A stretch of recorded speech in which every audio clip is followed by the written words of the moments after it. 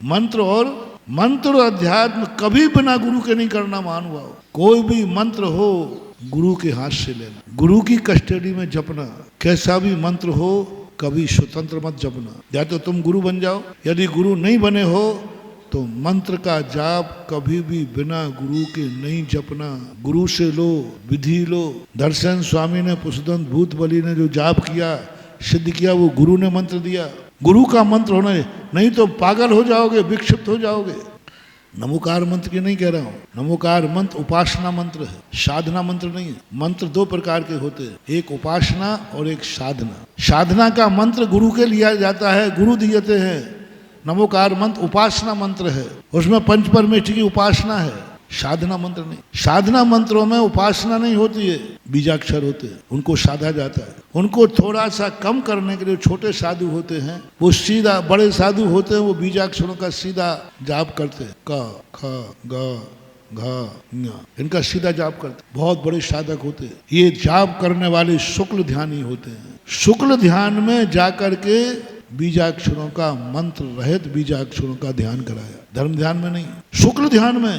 पूज्यवर वीरसेन स्वामी, द्रव्य से द्रव्यांतर, व्यंजन से व्यंजनों का खिला क ख ग घ का, इन पर यदि सिद्धि करना है इनकी तो शुक्ल ध्यान में जाना पड़ेगा। अब इनको थोड़ा पावर कम करना है, जिस मंत्र का पावर कम करना हो उसमें ओम ह्रीम और अंत में नमः लगा दो, ये पावर कम हो गया, हम और आप सब जप सकते हैं। अब पावर कम हो गया, बहुत पावर कम हो गया। आगे क्या लग गया और पीछे क्या लग गया, नमः, बस अब पावर कम हो। इसलिए जो मध्यम मंत्र होते हैं नमः, और पावर कम करना है तो बीजाक्षरों को नहीं करना, उन बीजाक्षरों को लेना जिसका अर्थ पंच परमेष्ठि निकलता हो। नमो अरिहंताणम, इसका अर्थ नहीं निकल रहा हो तो फिर जपना नहीं।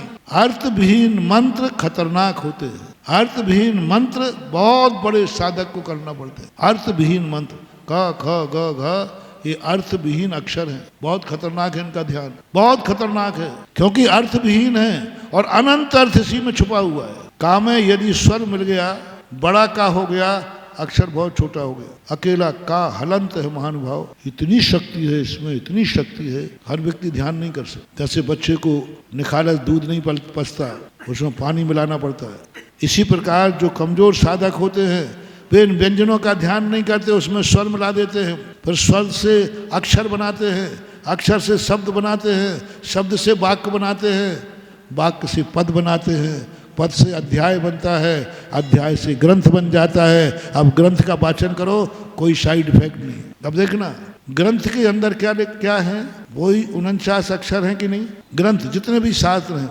कोई बाधा नहीं है, क्योंकि अब ग्रंथ बन चुके हैं। ये पावर कितना कम हो गया। पहले व्यंजन था, ये व्यंजन थे सब, व्यंजनों में स्वर मिलाया, अक्षर बन गया, अक्षर से अक्षर मिलाया, शब्द बन गया, शब्द से शब्दों का संग्रह मिला, पद बन गया, पदों से पदों का संग्रह किया, अध्याय बन गया, और अध्यायों का संग्रह किया, ग्रंथ बन गया। अब हमारे को कोई साइड इफेक्ट नहीं है, स्वाध्याय में आ गया। अब ग्रंथ का ध्यान नहीं किया जाता, ग्रंथ का और बीजाक्षरों का स्वाध्याय नहीं किया जाता। कितना अंतर आ गया। ध्यान के अक्षरों को स्वाध्याय बना दिया, और अक्षर वही है, जो अक्षर ध्यान के थे वो स्वाध्याय बना दिए। इतने पावरलेस कर दिए कि हर व्यक्ति ग्रंथ पढ़ता है, कोई उसको साइड इफेक्ट नहीं होना। तो जो नमोकार मंत्र अलग है, बाकी और जो मंत्र हैं गुरु के बिना नहीं।